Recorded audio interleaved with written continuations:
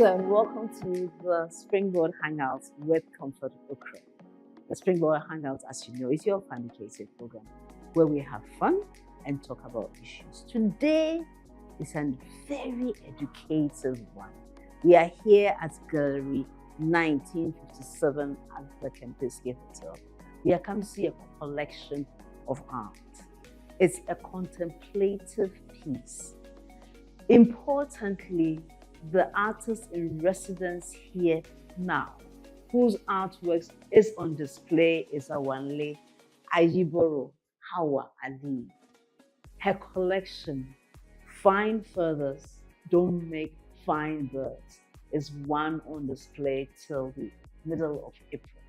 So let's enter studio 1957 and let's see how Hawa symbolizes God, symbolizes people. As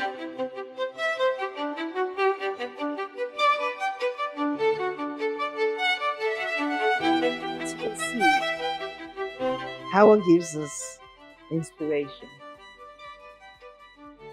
Hawa's art piece here in Gallery 1957 showcases the young person who has grown to be the parent.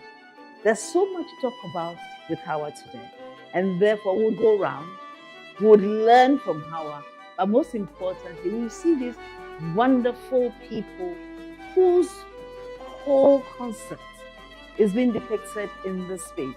There's so much going on behind this curtain. I wonder what will happen when we lift it. So let's go into the studio, have a sit down, and talk to Hawa about how she came about being such a phenomenal artist.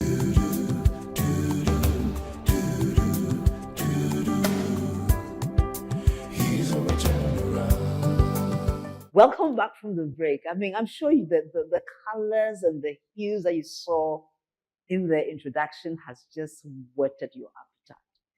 Awanle is a lovely young lady. I am feeling a vibe. Welcome to the Springboard Hangouts with Comfort.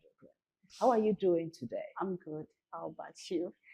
I'm excited. I think that's a word for it, excited. Right. So tell me, we'll start from now and then we'll go to the back. Okay. Right.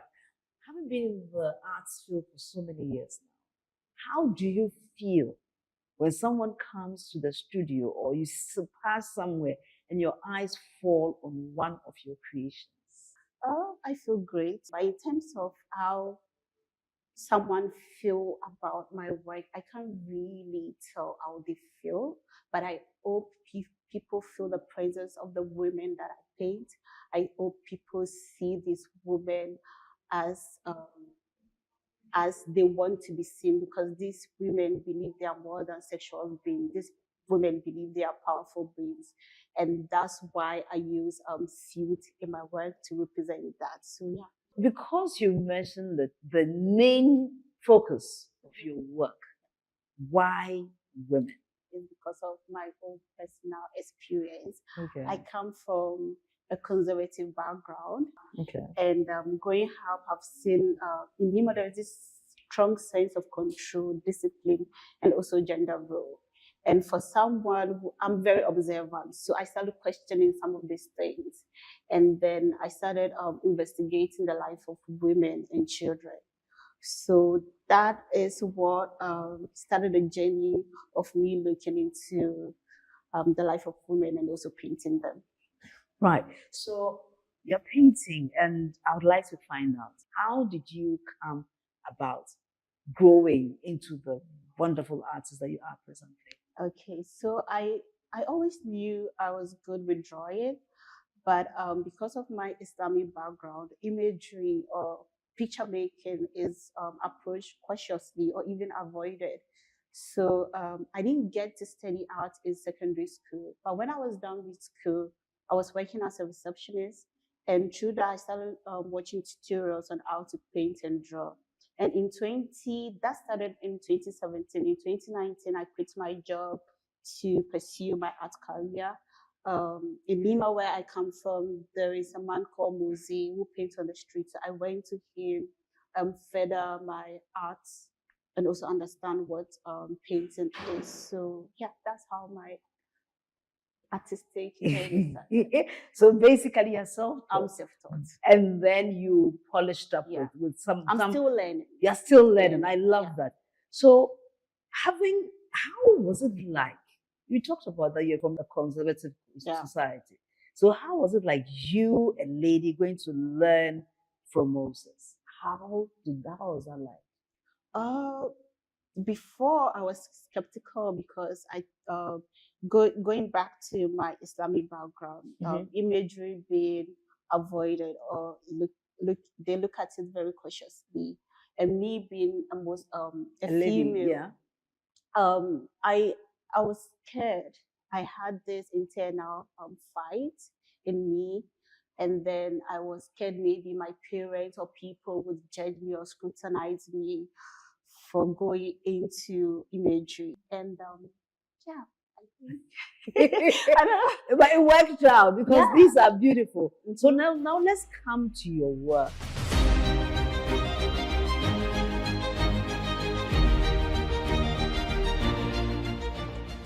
I've been here and I love the detail in your work. But I think one of the most striking parts that I see is the self-reflection as well as the self-expression. The reflection that the person sees and the reflection that comes out of that self-awareness. Why do you paint with such depth? Well, it goes back to the stories of these women. Okay. These women, in the most Ghanaian society, women are being silenced or invincible. And during my creation of this body of work, it started by a research. I went to the market and I spoke to the Kaya women. I went to the Oxford Street and I also spoke to the sex workers. I invited them to the studio, and me and my curator Nanaya made these women wear the suit. Please. So you painted from live. No, we actually did photos. we took a imagery of them, and then I transferred this imagery into painting. Okay. So we invited them, and then we used the suit. So look, the suit in the painting represent freedom and also visibility and identity, and that's where you see the essence of these women. You could see the projection of the meaning of suit in these women. So. What's the title of the work? Five feathers don't make fine birds. Wonder. Fine feathers don't make fine birds. Why? Yeah. Why? So fine feathers don't make fine bird literally means like a disguise. So looking at these women, right? These women are women that are not regarded in society, like the Kai women. When you go to the markets, they carry every object and loads for you, but they end up being paid very little. Sex workers also in Ghana here is being seen as taboos, but they do play a role in our economy. So fine feathers don't make fine birds go back to the suiting disguising their identity. So at first glance, when you look at these women, you don't see them as Kaya women or sex workers. The symbolism of the suit gives this sense of power and also authority. So that's where we derived the title of the exhibition, Fine Feathers Don't Make Fine Birds. You know, the other day, I had the privilege of having a focus group discussion with some Kayaye. And that discussion was one of the most heartfelt, It showcased their resilience as well as the way they are exposed to the challenges and vagaries of life. Yeah. And so I'm glad that in this particular collection, they are the focus. They are the ones you are celebrating with your art. And on their behalf, I want to say thank you very much, Awanle, for choosing to see them and asking society to pay attention to the role they play. So let's come to do you find art, drawing, how does it feel for you? So my journey started as a personal pursuit. It was a way of me to express some of the experience that I had in my early childhood. So it was more like a therapy for me. And then it extended into a universal issue where I started investigating the life of other women. So I see art for me is like a therapy, and also speaking about the challenges women experience in conservative and marginalized society. So here it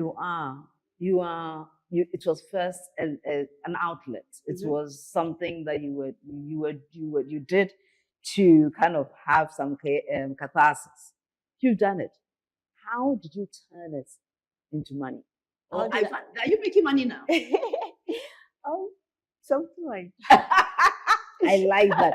No, you must say it boldly, because people don't believe that when you're an artist, you feel make money. So well, if you you don't make shouldn't money, go in because of the money. exactly. But it can be a career. Yeah. It can be a career. What I want to find out is, having found something that supported you in your psychological building resilience, where did the turning point come that you said, is it possible to make a career out of this?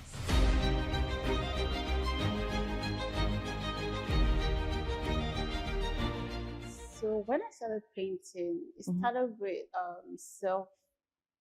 self portrait. No, talking about my personal life. But aside that, I was taking commission of people, like portrait pictures of people. So that was how I was making income, like in the beginning of my career.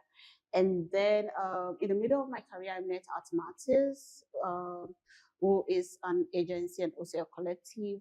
And then they introduced me to wider markets by introducing me to collectors, gallery, and also curators.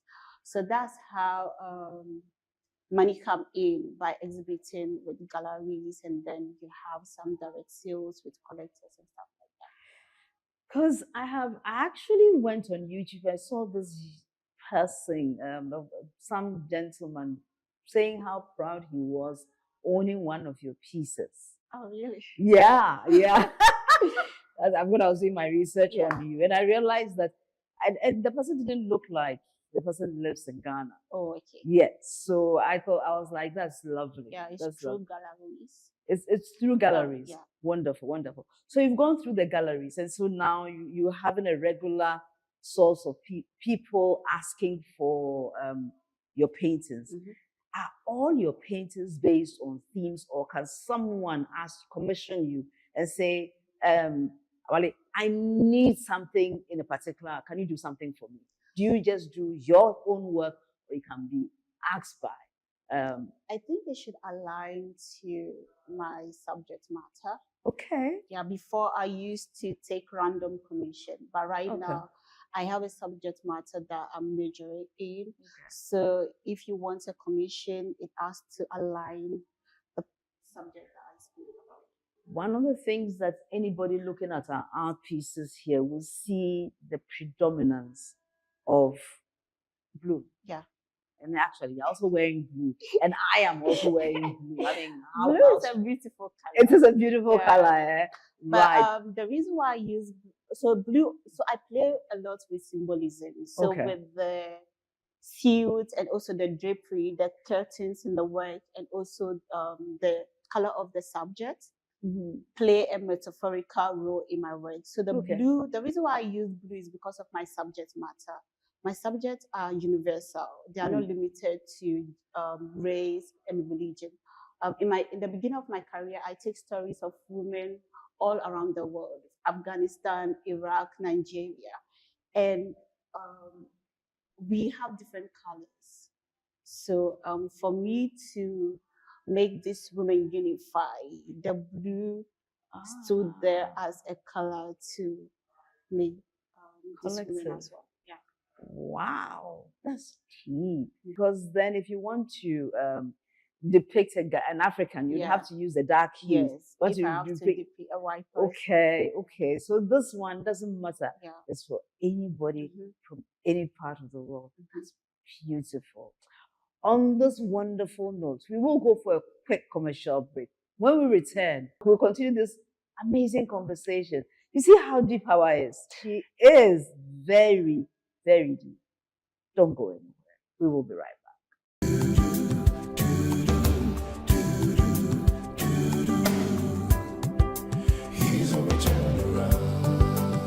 You've realized that we are in a different space. Hawa is wonderful. I mean, I'm sitting here and it's not just the whole ambience is very calming. That is that part of it. What will happen if you are angry? What will happen if I'm hungry? Yes, and you have to paint. What color would you use? Oh, I don't think that really plays a role. Why? When it comes to my personal emotion during creating painting, it may translate in the way I use my brush, but I don't think it plays in the role of my choice of colors, because that have already been made. How long does making this artwork, how long did it take to make the one This behind particular you? one? Yeah. So this particular one took me almost a month. Almost a month. Yeah, because this was actually the first painting that I started with the entire work. So this really pushed me beyond my limits. So yeah, it took this one took a lot of time, almost a month. And then this was the second. It's crazy how they align. So this was the second painting that I did. Okay. That also took me like between 2 to 3 weeks. Yeah, because it takes time to paint. So you have to be patient with your work also. So presently, the one behind me. Yeah, this also took, I think, a month, because it's 2 images, and then the drapery, the creases, like every details needed time. Okay. And I'm someone who used to rush with work. Okay. Like I used to rush. In my earlier works, I rushed to finish. Yeah. But during my residency, I told myself to allow myself to be patient and be patient towards these women also. So that's one of the reasons why it took that amount of time to finish a particular piece. You mentioned during your residency. Where are you the artist in residence? Before I created this work, the gallery invited me to do a residency. So that's where I created. They provided a studio, and that's where I created all this. Painting. Oh, beautiful, beautiful. In case you are wondering or interested in finding out where this body of work is, it's at the Kempinski Hotel here in Accra. How long do you have before this collection is about, the exhibition is about? 19th of April. Right. So you have just a few more days. So do come and see how beautiful this place looks like. What if the time ends? Where can they find you? I have a website, the Art Matters website. You can go and then Google. You could also Google me. Okay, Awanle Ayiboro. Ayiboro. Yeah. Yes, Hawa Ali, and you find the whole thing there, right there for you. So, right now, do you see yourself going somewhere else to go and look for a job? I'm a full-time. I'm an artist. You're an artist. I do this, full-time. Lifetime.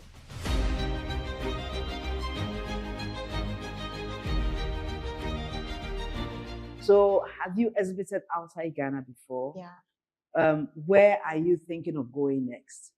Wherever nature wants to take you. What would have said wherever Allah wants to take you? But I believe in Allah, but I like to use nature. You like to use nature? Yeah. Okay. That's fine. We have delved into how you are now commercializing your talent. You delved into how you moved in your journey. So if someone is now looking at you and is inspired by you, because this conversation seeks to inspire people to look for the opportunities in the extended value chain, this includes that. How do they start? I think you first have to believe in yourself. Mm-hmm. So believing in yourself means you need to be consistent with whatever abilities you have, and then you leave the rest to nature. Yeah. Okay. Okay. To find what inspires you. Yeah. Right. Right. However, I always say, and this is me. I always say that I have I'm so good with painting that I make human beings, not like these beautiful ones that you've done, but I make them like trees. Is there any possibility for someone like me, Yeah. who is totally bereft of any artistic talent, but came from a background where my mom is a fantastic artist? Is there hope to become a good artist? Yeah. Yeah, sure. Yes. So put your mind to if I put my mind to it, yeah. So would you help me today to find my inner It doesn't happen. genie? It doesn't happen overnight. Okay. You need to be consistent with the practice. Okay. So if you want to learn from scratch, if you don't, should I say, the ability or the talent, you need to put in a lot of work. Okay. So that will take a lot of time. Okay. It takes a lot of time. It takes time. It takes time. Yeah. But so I need to be patient. I need to go You need to be and learn consistent. and consistent. Yes. Right. But so you're talking about that. I need to be patient.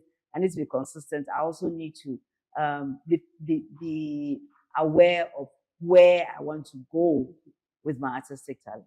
This has really given me an idea, and I think before I leave here, I'll learn how to do some things more. But we'll go for a quick break. When we return, we'll continue this beautiful conversation. Thank you so much, Awa.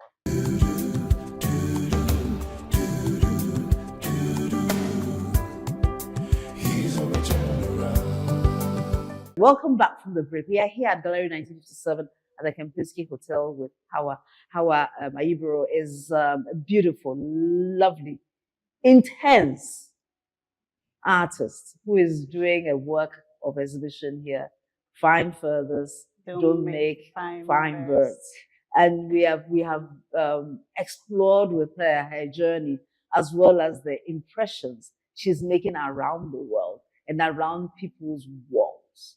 Now, Hawa, before you leave us, what words of beauty do you have to paint for us? So this is to every woman out there living and coming from a conservative or marginalized society, and who they kind of like losing hope. I want to use myself as an example to believe that there is possibility. You should keep dreaming. Whatever you dream of, you put in work, you believe in your spirit, there is a chance it will happen. So yeah. Indeed, beautiful words from Hawa, who is leaving us with the words that look, so far as you believe, and even, I mean, you need to just give yourself a chance and work at it. The most important thing was work. When I asked her whether I can become an artist, she said, well, you can, so far as I put in the work. So the work is important. So put in the work. You'd find people who are interested in what you are doing, and they would come and be part of it. So therefore, Hawa, thank you so much for having us here at Gallery 1957 and showing us how you have grown through the ages. I hope we have inspired you. Mm-hmm. Enjoy a wonderful day, Hawa. Thank you for having me. Thank you so much, Hawa. Thank you.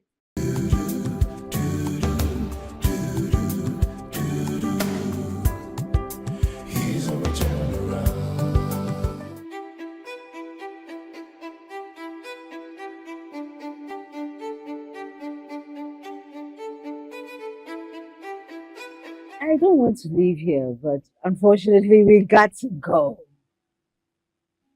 This lady tells us a beautiful story about her challenges as Kayayo. There are so many stories here, and I'm sure your story as well is very significant. So, what are the things that are worrying you, or what are the things that are challenging you, and how are you finding solutions? We would like to hear from you. Most importantly, we want to encourage you that there's so much hope in our society. though it may be challenged. Therefore, today, from Studio 1957 here at Campus Hill, taking fine feathers don't make fine birds, and looking at the story as well as the inspiration that Awanle brings to us, I want to say that life can be great if you choose to be. Therefore, until we come your way again next week with a new edition, I would like to encourage you. What things you have in your space that you can use to do your own creative pieces, and show us a picture. Or if you know another beautiful artist in the ecosystem, let's bring the light on them as well. So send us messages in our chat box, or send it to gg@springboard.com.gh, or you can call our hotline on 0308 255 775. 0308 255 775. Would love to hear from you. Would love to see your creative pieces. I would love to come to your space and share a wonderful moment with you. Let's take a piece from her. I know that you are loved. You are blessed. You are the most important person in the whole wide world. Bye.